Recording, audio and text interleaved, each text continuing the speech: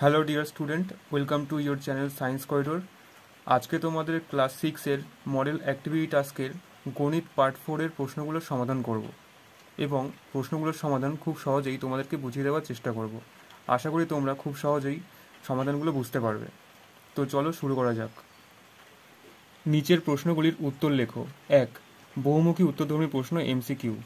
1-1 8 অঙ্কের ক্ষুদ্রতম সংখ্যা থেকে 7 অঙ্কের বৃহত্তম সংখ্যার বিয়োগফল হলো। এখানে 4টি অপশান দিয়ে দিয়েছে, এই 4টি অপশানের মধ্যে কোনটি সঠিক সেটি লিখতে হবে। তো বলেছে 8 অঙ্কের ক্ষুদ্রতম সংখ্যা। 8 অঙ্কের ক্ষুদ্রতম সংখ্যা কি? 1-এর পরে 7টা শূন্য, অর্থাৎ 1 2 3 4 5 6 7। এটি হচ্ছে 8 অঙ্কের ক্ষুদ্রতম সংখ্যা। দেখো 1 2 3 4 5 6 7 8। এবার বলেছে তার থেকে 7 অঙ্কের বৃহত্তম সংখ্যা বিয়োগ করতে হবে। 7 অঙ্কের বৃহত্তম সংখ্যা কি? 7টা নয়। 1 2 3 4 5 6 7, অর্থাৎ সঠিক আনসার হয়ে যাবে অপশান ডি। এখানে দেখো 1-এর পর 7টা শূন্য আছে এবং এখানে 7টা নয় আছে এবং তাদের মধ্যে মাইনাস। 2. 500 সংখ্যাটিকে রোমান সংখ্যায় লিখে পাবো ACBDCLDM। তো 4টে অপশানের মধ্যে কোনটি সঠিক? অপশান বি, ডি, অর্থাৎ 500 সংখ্যাটিকে আমরা রোমান সংখ্যায় লিখতে পারি ডি। 3. 3 ইন্টু 1/5কে লেখা যায়। তো ফার্স্টে 3 ইন্টু 1/5 করি। দেখো 3 ইন্টু 1/5, এখানে 3 আছে, 3 হচ্ছে পূর্ণ সংখ্যা, তো এর নিচে আমি একটা 1 লিখতে পারি। তো এই 3 1-এর সাথে গুণ হবে এবং 1 5-এর সাথে গুণ হবে। তা গুণ করলে কত হয়? 3 ইন্টু 1/1 ইন্টু 5, এটা গুণ করলে হয় 3/5। তো এখানে 4টে অপশান দিয়েছে, এই 4টে অপশানের মধ্যে কোনটি 3/5 আসে? তো দেখি। তো এখানে 5 ইন্টু 1/3 করলে কত হয়? 5/3।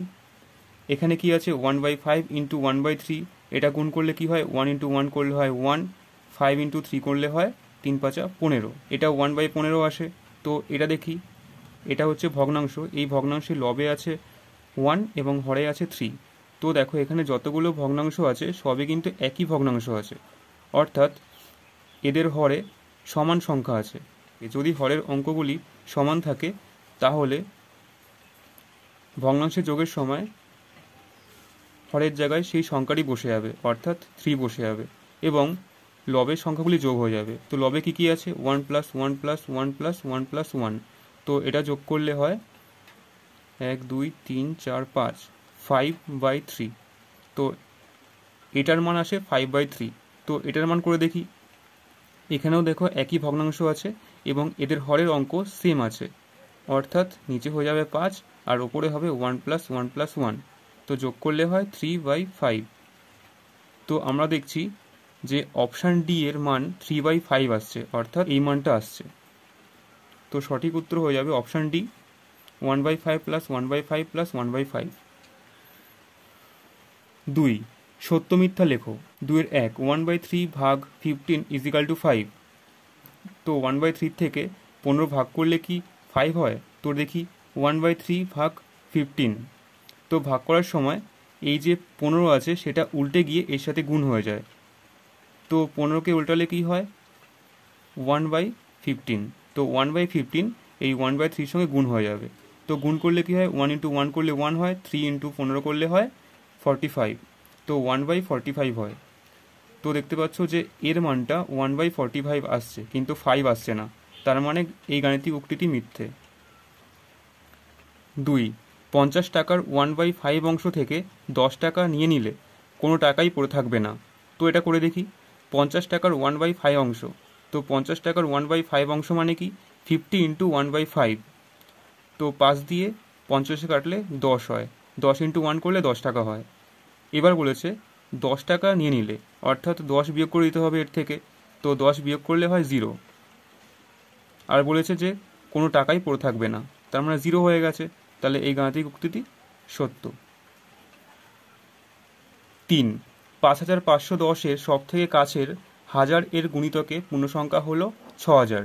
তো বলেছে 5510-এর 1000-এর গুণিতকের পূর্ণসংখ্যা 6000 কিনা সেটা দেখতে। তো 1000-এর গুণিতক মানে কি?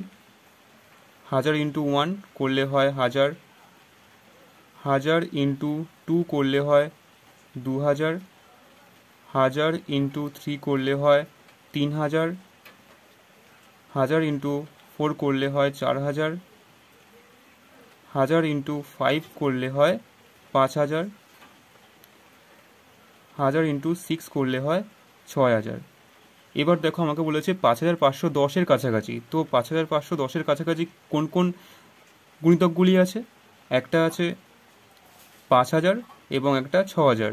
তো 5510-এর কাছাকাছি হাজারের গুণিতকগুলি হলো 5000 এবং 6000। তো এখানে তো দুটো গুণিতক এসছে, তো এই দুটো গুণিতকের মধ্যে কোনটা 5510-এর কাছাকাছি? তাহলে কি করতে হবে? এই যে 5510-কে এই দুটো যে গুণিতক বেরোলো তার থেকে মাইনাস করে দিতে হবে। অর্থাৎ মাইনাস করে দেখি, এবার যার বিয়োগফল সব থেকে কম হবে সে হয়ে যাবে 5510-এর কাছাকাছি পূর্ণ সংখ্যা। তো এখানে বিয়োগ করলাম 5510 মাইনাস 5000 করলে হয় 510, 6000 মাইনাস 5510 বিয়োগ করলে হয় 490। তো দেখতে পাচ্ছ এখানে 510 হয়েছে, এখানে 490 হয়েছে। তো 490 অবশ্যই 510-এর থেকে ছোট, তার মানে 6000 হয়ে যাবে 5510-এর কাছাকাছি পূর্ণ সংখ্যা, যেটা হচ্ছে হাজারের গুণিতক। তো এই উক্তিটি সত্য।